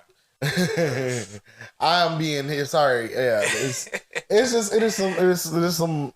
You know, it's some fancy implications, and some of my parlays is fucked. So Yeah. yeah.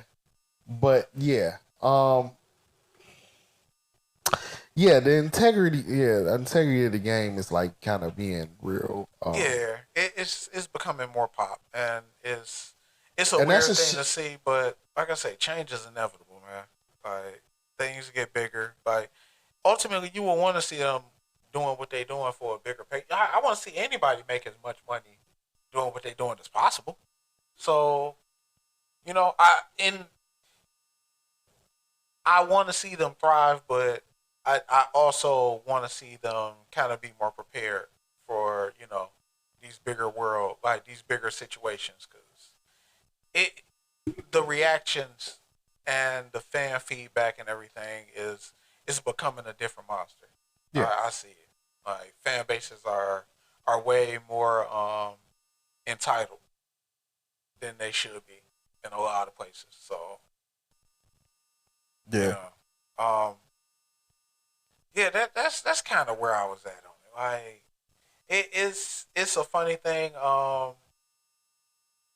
I kind of feel bad for Papoose because, like I said, he actually got the hook off on dude, and it didn't fix anything. Yeah. It's like a Forrest Gump quote. Sometimes you don't have enough rocks. Sometimes you just don't have enough ammo to really fight a battle because you using the wrong shit. Yeah. Like, like he did that, and oh man, like, all he getting is fucking Twitter sympathy. Like, I don't. Twitter sympathy is only good for so much. Yeah. It's only oh. Oh my god. Yeah. Yeah. So I was shocked at how much that shit crossed over into the mainstream. Yeah, because it was trending all week on Twitter. So like Yeah. Remy was trending all week, and then, like I said, a clip of that, and then there was a quick clip of them having a conversation, pointing at them. The camera was there and shit. This also go back to what I've been saying, man. You got to watch who your role models are. Like, Yeah, that whole facts. Black Love, and because before them it was Will and Jada. We all know how that went. Yeah, your heroes aren't perfect. Understand that shit before you start investing in them. There's been a slew of fucking breakups and shit lately too. What you call it? Iman Shumpert and Tiana Taylor, which I thought they was. Man, yeah. See, yeah. Like, I thought that one was gonna, I know. last. So then we all know Jeezy filed for divorce. Yeah. So yeah, it's been a lot of. I told you, man. Like, that movie, Her. I think that shit. That shit hits harder. If you haven't seen the movie Her, go back and watch that shit. It is basically like, having a covert relationship. Oh god. It's like, oh wow. yeah. That That's shit wild. is wild, and yeah, I may or may not be developing a project to sound like a certain somebody. This nigga. Yo, are the Lions jerseys more blue than I That's remember? because this nigga threw a pick. Yeah, that's just they're wearing the blue on blue. Yeah, they're very blue today, and yeah, they got the blue. Whatever. We got anything else you wanted to cover? Yeah, just shout out to Colorado. They had a rough game yesterday. Yeah, they lost a game that they were slated to lose. Yeah, I mean they were 24 point underdogs. So yeah, but and it was rough. I ain't gonna lie, it was rough watching that game. But at the same time, I still believe in them. It's still Deion. This is his first season with Colorado, and I'm still impressed on what he have done so far with this team and with the culture and everything. And for all y'all motherfuckers on Twitter hating, man, like, come on now. Like I appreciate the fact that in a sport where there's not that many prolific black figures as a coach, in college, like as in college football, I feel like Derek Hunter. Anyways, I feel like let them do their thing, man. Don't be everybody trying to hate on it and all that. Like, it irritate me because like even the fucking like I guess Oregon coach, he kind of took it personal and shit, so he was real rah against them and shit or whatever. I like, okay, I get that and all that. Oregon the better team. Oregon the number 10 team in the country, so they probably gonna go up a little more after that, after the couple upsets that happened. So, but I mean, at the same time, man, like, it's still a bright future for this. They might not win the national championship or make the playoffs, but they'll be all right. They still got a chance to win. They still got a chance to win the Pac-12. So they still got a chance to win the conference and be in a profitable bowl game. So like they still, they got a tough test next week because they got to take on UCLA. US. They got to take on USC against Caleb Williams, who is the reigning Heisman Trophy winner and projected number 1 overall pick of next year's draft. So I mean, but I think they'll play better next week. So like I just don't appreciate the hate on that shit. Like they was really like they was trying to just shit on anything that they didn't accomplish so far. So but it is what it is. I'm still rooting for Colorado. I'm still rooting for just like I'm rooting for Michigan too. I'm rooting for Colorado. I'm rooting for Deion. I'm Shadur. All of them. I'm rooting for all of them to succeed. I'm rooting for everybody black, man. Okay, so I'm especially in college football, which white people are pretty much dominating and profit and all that shit and everything. So because like if you look at it, it's not that many predominant black coaches in the D1 and in the major major 5 and major football period. Yeah. In the Power 5 conferences and shit. Like I'm happy to see Deion actually in that position and shit. And it's going the sky's the limit from here. Like it's gonna go on from here. It's only year 1. Like they still get some of the top prospects in the country that want to go to Colorado and play with Deion Sanders. Yeah. It's not stopping shit just because they got their ass whooped by fucking Oregon. And that's my thing. That's why I'm not really tripping about them losing. Yeah. Because like that school was trash. Yeah. That school sucked before they even got there. The fact that they even have this much of a buzz, and even the wins that they have now. Lil Wayne and The Rock and all of them wasn't gonna pull up on fucking in Boulder, Colorado and shit last year. It was one in there. Nobody was coming in there, right? Like you got a lot of nerve to put that much motherfucking pressure or put that much motherfucking LOL on a loss. Considering like what the fuck else was they supposed to do? Like yeah, look and and look when it's a bigger picture. Like it's the bigger picture for me. It is, and You know? they're not all together. Like there's some like their defense can get better. Like that's one of their downfalls. Their O line because Shador was getting hit a lot. It has been getting hit a lot this season. So, but they're gonna get some better recruits, and they're gonna get better. They're gonna get better talent. So I'm like it's just like I said, this is just year one. You know, so it's up from here. They gonna these first few weeks been the most successful Colorado's been in a long time.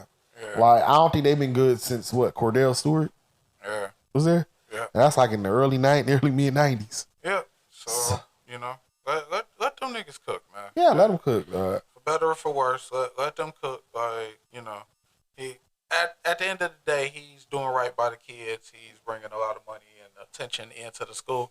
He's still doing what you paid him for. So yeah. You know, it is what it is, man. Yeah, we need more black coaches like that in sports period. Oh man, we need more black coaches in sports period. Like and it's been especially in football. Yeah. Like we want to see more predominant figures. Eventually, we would like to see black owners, but it's gonna be very difficult because seeing that the old it's a lot of the old heads croak that run the NFL teams. All right, let's buy a team, man. What team are we buying? What team should we? Shit, I don't know. Which Detroit team are we gonna buy and rebuild? Man, at this point, because the Illiches is not gonna let off of the Tigers and the Red Wings. The Forest is not gonna let go of the Lions. Tom Gores, for the right price, maybe will let go of the Pistons, but it won't be to us. I'll take the Pistons. I would take the Pistons. Yeah. So but I don't know. We had the more chores having to like rebuild the Detroit Vipers or the Rockers. Or some shit like that. Oh shit! the Detroit Fury Arena Football League. We'll be out there playing there. Yeah. Shit. That's exactly what that means. Be out there like Jackie Moon and shit. Yup. We'll be out there. Yup. Flint Tropics and shit. Yup. Oh man. Gotta bring back Detroit Fury Arena Football and shit. Yeah, man. I'll take the Pistons. We walk in the Lions, but yo, I don't know. I kind of like where they headed. So I don't think at this point, if I was to buy the Lions, it would be like 4 or 5 years ago. But like, yo, everybody's fired. Everybody just build from the ground up. I got hot dog guy, all of that. Man, concessions. Everybody got to compete. Everybody just blank slate. Everybody has to show me why why you a winner over. Come on, it's the Lions, dog. It's something. It's something. I'll fire the logo. You'll fire the logo. I'll fire the logo. How you fire the logo? I would fire. You know how predominant that fucking logo is? Man? Shit, it need an overhaul. What the fuck? What the fuck y'all turn it to? That bitch need CGI or something, dog. This nigga said CGI. What the fuck the Lions logo needs? I'm gonna have an AI draw me had a robots. Yep, that's what it. I'm gonna fire everybody and have an AI just rehire everybody. Oh my god! Just rehire every position. Wow. They be out there with 8 quarterbacks. 8 quarterbacks, nigga. No kicker. No kicker. The fuck? No, the kicker and punter are gonna be all one. Oh my god, motherfucking the forward down the field gotta be returning punts and shit. Oh my god. Oh shit, nigga. 2 cheerleaders on the motherfucking offensive line. Nigga, you done turned into the team off the fucking replacements and shit. Oh, that shit be rough, nigga. Oh my god. Fuck around, put myself at linebacker. How the fuck this happened? The fuck? Oh man. Hell no. I got one more thing I wanna vent about. I've been telling you about a show called Winning Time, which has been very entertaining. The season finale was last week, last Sunday, and it was like only 7 episodes this season, so that was already my initial angry gripe. But as I was watching the season finale, I learned on Twitter that this was going to be the series finale. because it has been canceled by HBO, and I am devastated about that. It is a good ass fucking show, and I feel like, especially, you don't end the series with the Celtics winning the championship, which especially is a show about the Lakers. That's a bad taste in Lakers fans' mouth, first and foremost. But second of all, I felt like that was a great fucking show. That shit was entertaining. That shit was funny as fuck. And I feel like a lot of motherfuckers played their role. Shout out to Jared Goff for that running touchdown. Anyways, yeah. So I hope that after the writers and actors strike, they decide to pick that show up again and finish it, because that was a good ass show. And I don't appreciate HBO canceling good shows like that. God damn it, I should have picked the Saints defense. Not the Saints, but the fucking Bills defense. Anyways, yeah, so I'm disappointed that they canceled that show. Like, for real. Like, I am gutted. And y'all did this to Love Rap Country. Y'all did this to fucking The Watchmen. Y'all, the good predominantly black shows get fucking canceled after that one or two hot seasons. I know. See, shit. Little stuff is happening to make you look more and more forward to Power. Yeah, exactly. Power come back, and we get to cast pods about Power. Yeah. Oh man, I can't wait. Man, yeah. It's a different time. And all fucking conspiracies and shit and everything. A whole different time, man. We get to roast the fuck out of 2-Bit. Yeah, man. Show up and get to shaking Tariq down again for some more money. You know, Too Big will be back. Hey, they got to do that shit, or like, just like how they do the DoorDash me something, nigga.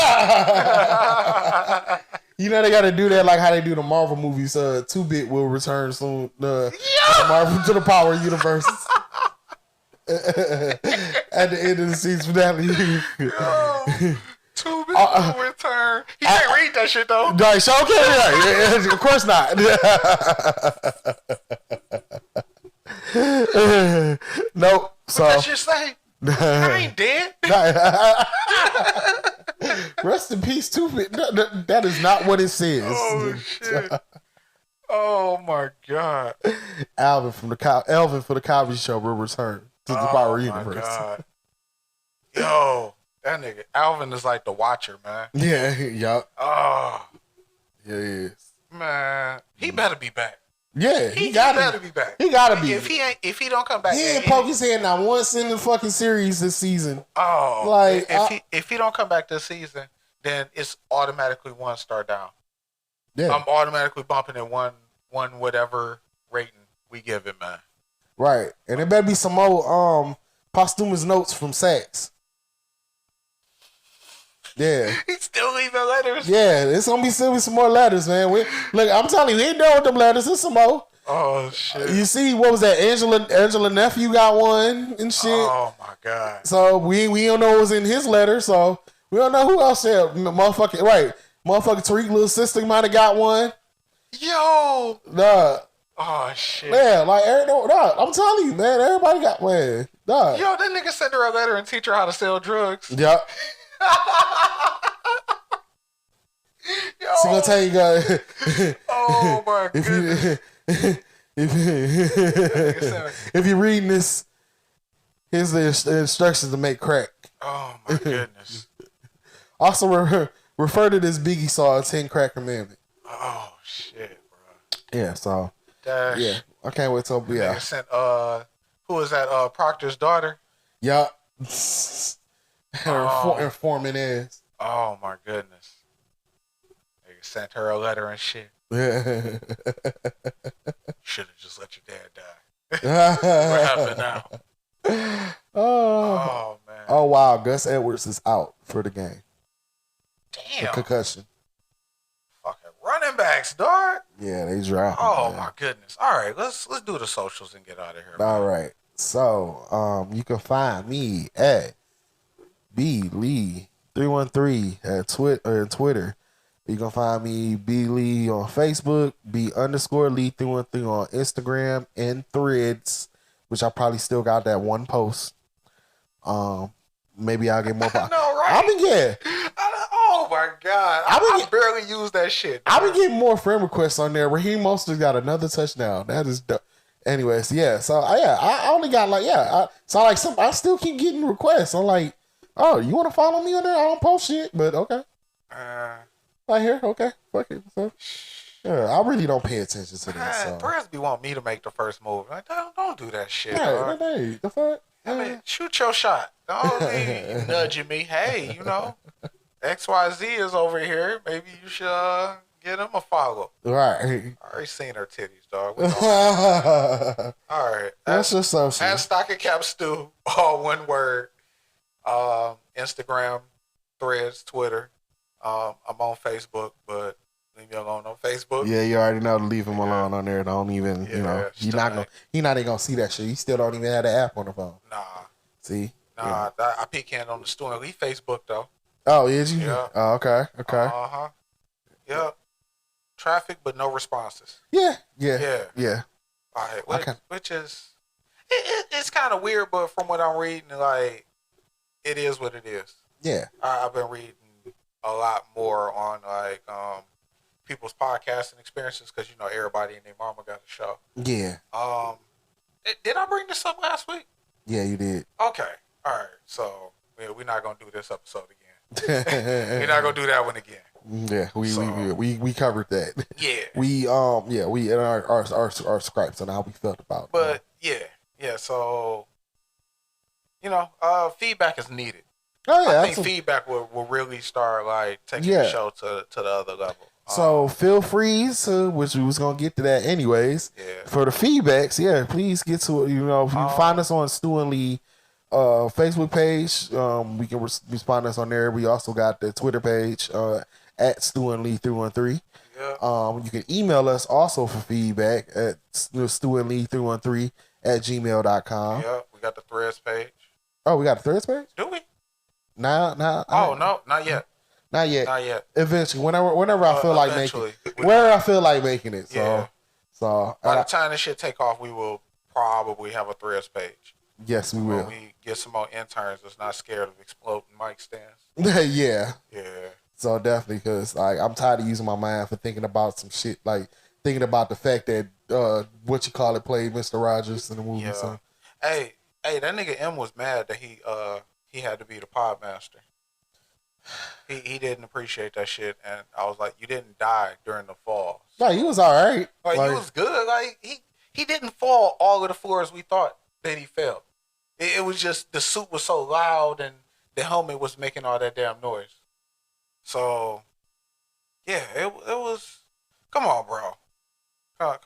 Like you wanted to be part of it, man, and you know. Technically, we should be mad at you because you broke kayfabe. Yeah. Like that, he broke kayfabe when he fell straight on his arse. Yeah. So, like my nigga. Right, and now it's our fault. It's our fault that we motherfucking, you know, we renting shit at the motherfucking Renaissance Center. It be that way, dog. Like it happens, man. You gotta get in where you fit in. Right. Look, that's who said that. They the only one said yeah. So. Nobody told that nigga to wear buffs over the helmet anyway. No, like who the fuck he think he was?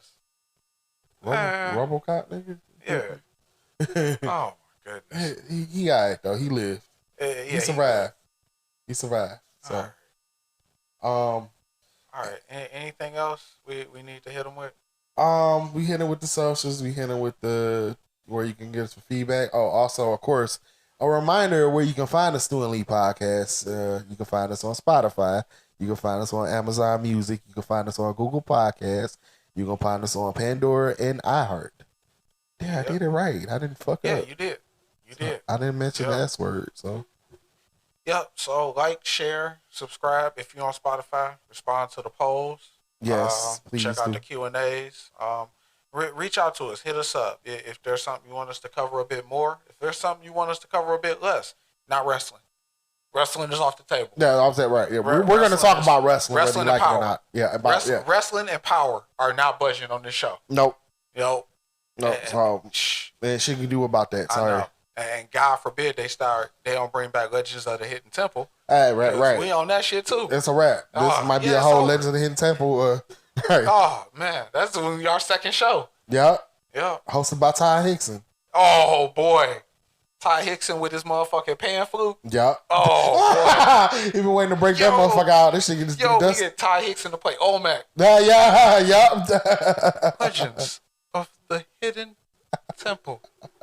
Them instructions would be long as shit, dog. Man. That'd be a long, like, nigga be like, damn, he not done talking about it yet? This nigga just not getting to the Silver Monkey? Right. Show be like an hour and 10 minutes long. Hell yeah, dog. Kids be tired. They be sitting down all on the stairs. Oh my God, shit. man. That shit'd be funny, dog. Oh, man. Wow. Shout out to Ty Hickson, man. Yeah, shout out to Ty Hickson, man. He a trooper, man. Yeah, so. Oh, boy. But as always, we appreciate you listening. For those of you listening and liking, commenting, sharing, subscribing, thank you. We appreciate you. Thank you for taking the time out to listen to us, whatever you're doing, however you listen to us, on whatever platform you listen to us, and we hope to continue to receive your support. And damn, that nigga Jefferson out. Yeah, we just watched somebody win their whole week. Yeah, so So shout out to everybody who picked up Justin Jefferson, the 8th number 1 overall pick. Fuck y'all. Yeah. Or whoever looked up and got him after somebody picked Patrick Mahomes as they number 1 overall pick and quarterback. Fucking goof. Niggas like that. Fucking goof. Niggas like that, you know. It's a reason they fucking goofball. Yeah. It's the reason why all your trades get accepted. Exactly, right. The fuck. You know what the fuck you doing, dog? Right. The fuck. Oh, man. Nigga, that's guaranteed points every week that you fucking giving up. So, but on that note, like we said, thank you again. We appreciate it. We love y'all. This was the episode 24. This was the bad player episode. I don't even want to have to go back through that list.